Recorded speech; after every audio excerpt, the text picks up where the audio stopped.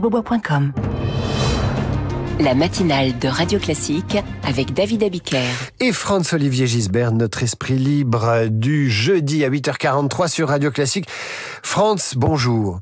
Bonjour David. Je sais que vous vous réjouissez ce matin puisque vous avez appris, comme nous autres, la libération de Boualem Sansal par l'entremise du président allemand. Quelle leçon en tirez-vous ?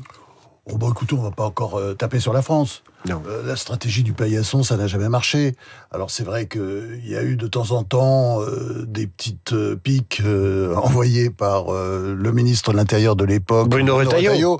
Ça aurait peut-être pu marcher, si vous voulez, mais avec une stratégie un peu plus sérieuse. C'est-à-dire, ces gens-là, vous savez, ils devraient lire L'art de la guerre de Sun Tzu, 6e siècle avant Jésus-Christ, général chinois merveilleux, qui dit tout simplement, la meilleure façon de gagner les guerres, c'est de ne pas la faire, mais simplement en bombant le torse. On l'a pas fait. Donc effectivement, et merci au président allemand Frank-Walter Steinmeier qui a réussi à faire sortir enfin Boualem, qui nous manquait tellement. On a besoin de lui comme écrivain, comme témoin, comme conscience. Et puis, je dirais, pour moi, en tout cas, c'est un héros. Et on a notre héros maintenant, c'est notre grand héros national. Messieurs, vous avez cité le président allemand.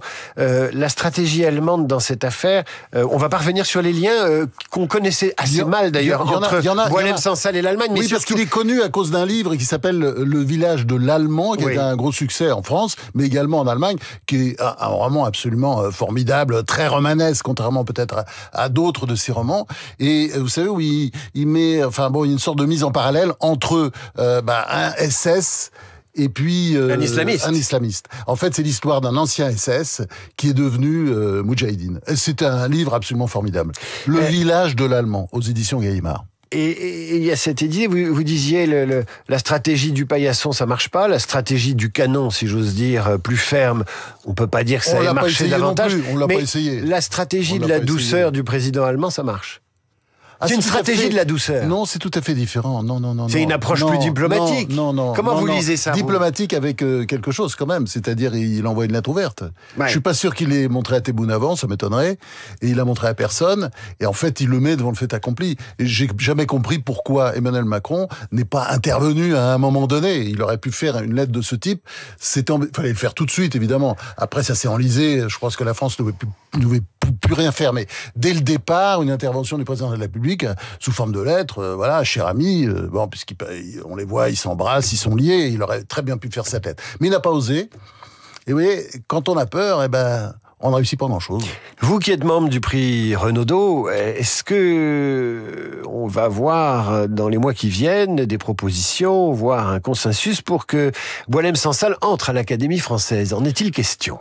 Ils en ont pas voulu, ce qui est assez minable de leur part. Vous savez, à un moment donné, il y a des académiciens qui disaient il faut le faire entrer quand il était en prison, justement. Oui, mais c'était peut-être de le protéger. Certains disaient c'est peut-être pas le moment. Oui, c'était pas le tel moment, c'est jamais le moment. Inopportun. Non, sérieusement, c'était extrêmement couard et pleutre. J'espère que, ils vont se rattraper maintenant. Mais c'était une grosse erreur de l'Académie française, bien sûr. C'était même assez honteux. Je veux dire, j'étais très choqué, si vous voulez, de l'abandon. Vous voyez ce que je veux dire ? C'est quelqu'un qui a été quand même abandonné par une partie de la communauté française, puisque on vit quand même tous un peu une forme de soumission quand même. On le sent bien autour de nous, même s'il y a des gens qui résistent.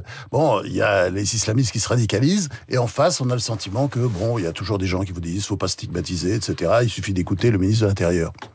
Requiem pour une réforme des retraites ?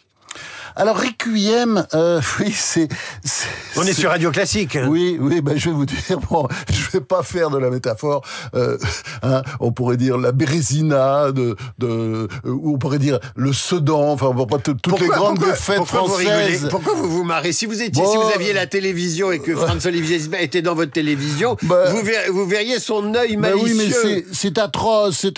Le Rassemblement national qui a imposé ça avec les socialistes, et puis une série de macronistes, c'est la capitulation, quoi. C'est quelque chose de...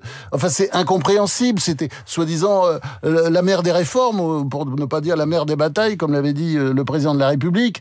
On sauvait l'honneur. LR, bien sûr. Horizon. et LFI et le Parti communiste qui ont voté contre. Bon, enfin, j'imagine pour des raisons que différentes. Les derniers, c'était pas pour des raisons différentes. Évidemment pour des raisons différentes. Mais bon, voilà. Après qu'on l'a sorti par la porte, c'est sûr que la réforme des retraites, elle va revenir par la fenêtre ou par la cheminée. On pourra pas faire l'impasse dessus.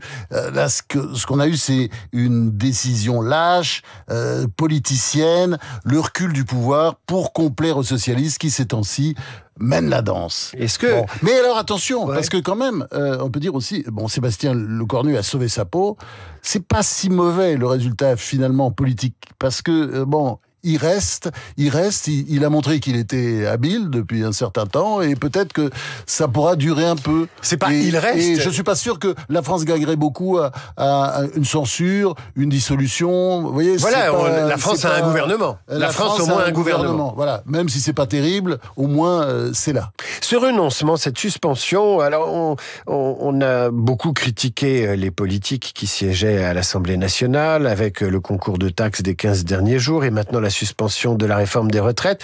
Oui, quelle est la responsabilité des Français ? Je vous pose la question. Est-ce que les Français ont une responsabilité ? Non, mais d'abord, là, c'était très gentil votre présentation. Ce qui se passe à l'Assemblée nationale est absolument dégradant et montre à quel point la classe politique n'est pas du tout adaptée. Ça, il faudra qu'on en parle parce que c'est vraiment un sujet, si vous voulez. Bah alors, faisons ça tout de suite. Tout de suite. Bon, on laisse l'objection sur les Français. Mais on en parle après des Français. La classe politique, les députés à l'Assemblée nationale. Moi, je voulais vous poser une question parce que ça me travaille depuis un certain temps. C'est l'affaire de l'interdiction du cumul des mandats. Les débats parlementaires depuis la rentrée montrent qu'on a une classe politique qui est très soucieuse de ce qu'on va lire sur son compte Twitter, et notamment quand on est député, ils n'ont pas de responsabilité en mairie, ils gèrent pas des villes, et donc peut-être ils ont donné cette impression de perdre le sens des responsabilités et du concret. Est-ce que c'est votre avis ? Oui, tout à fait. Ce sont des gens qui ne sont pas toujours passés par la société civile. Certains, oui, mais pas tous.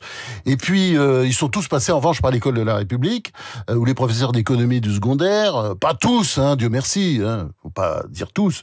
Leur ont inculqué... une espèce de marxisme de maternelle, avec des cours dignes sans doute des professeurs de l'Union soviétique. Hein. Vous avez des enfants, vous avez non, des mais j'ai fait une première cours d'économie. Mais non, j'ai eu des cours d'économie. J'ai eu ces fameux manuels, Verpas, les roses. Voilà. Et c'est ainsi d'ailleurs que Thomas Piketty, Gabriel Zucman, des deux personnages de gauche, enfin très très marqués à gauche, et très contestés à l'étranger à cause de leur fâcheuse tendance à tordre les statistiques, sont présentés en France comme l'alpha et l'oméga de l'économie. Encore une exception française. Alors là, vous avez posé le problème des important, évidemment, fondamental du cumul des mandats. C'est vrai que le cumul des mandats, ça se fait pas dans les autres pays. Mais les autres pays sont moins centralisés. Vous savez, en France, on fait sans arrêt des grandes lois de régionalisation, de décentralisation, mais en fait, on reste toujours un pays extrêmement jacobin où tout se décide à Paris. Et alors, c'est clair que le temps, si vous voulez, des grands barons, ceux qu'on appelait les grands barons, en fait, ils tenaient leur région, ils faisaient avancer la France. Je vous donne quelques petits exemples comme ça. Georges Frêche, député maire de Montpellier, Pierre Mauroy, député maire de Lille, à qui le Nord doit d'ailleurs le tunnel sous la Manche, Gérard Collomb, député maire de Lyon, qui a fait de Lyon une ville extrêmement dynamique. J'espère que Jean-Michel Aulas pourra reprendre le relais. Et bon, ces gens-là, ce sont des gens de gauche. Mais je vous citais des gens à droite aussi. Vous avez tout ce qu'il faut. Alain Juppé à Bordeaux, Jean-Paul Fournier, attendez, ce qu'il a fait à Nîmes. Enfin, Nîmes, c'est une ville absolument d'une beauté incroyable. Et puis, il a fait revivre la ville. Et puis, je pourrais continuer aussi Jean-Claude Gaudin à Marseille. Oui, ça s'est mal terminé quand même. Ça s'est mal terminé, mais enfin, franchement, il a changé la ville. La piétonisation du Vieux-Port, enfin, vous regardez. Je confirme. Oui, bien sûr. Enfin, il a changé la ville. Et Et c'est vrai, on a arrêté tout ça avec cette loi affreuse du non-cumul des mandats, puisque là, maintenant, on a coupé les têtes. Et c'est un peu la France, si vous voulez. Il faut couper les têtes. On a les culpabilisé têtes le cumul. C'est-à-dire on a coupé les têtes qui dépassent. Et je vais vous dire, et là-dessus, ça c'est fondamental. Il y a une note de Bernard Poignant, qui était le conseiller, l'ami d'ailleurs de François Hollande, et son conseiller à l'Élysée quand il était président. Il lui avait envoyé une note qui était très intéressante, où il disait, mais il y a quelque chose qui va pas là. C'est que là, on est en train d'écarter de la politique, parce que en fait, toutes les collectivités territoriales, quand on les préside, quand on est maire ou président de conseil départemental ou de conseil régional, bah, on se prépare à gouverner. Et c'est-à-dire, on est capable de gérer. Et ces gens-là ont été écartés. Ils sont pas à l'Assemblée nationale. Ils préfèrent continuer la gestion. Mais s'ils avaient été là, ça aurait peut-être été un peu différent. Franz, merci. On va se séparer avec un requiem, mais un requiem joyeux, celui de Brahms, un homme qui ne manquait pas d'humour. Et Brahms qui, au jour de sa mort, a dit, rappelez-le nous, qu'est-ce qu'il a dit? Es ist gut, en buvant un vin du Rhin qu'il avait demandé, un petit verre de vin du Rhin. Es ist gut. À la semaine prochaine.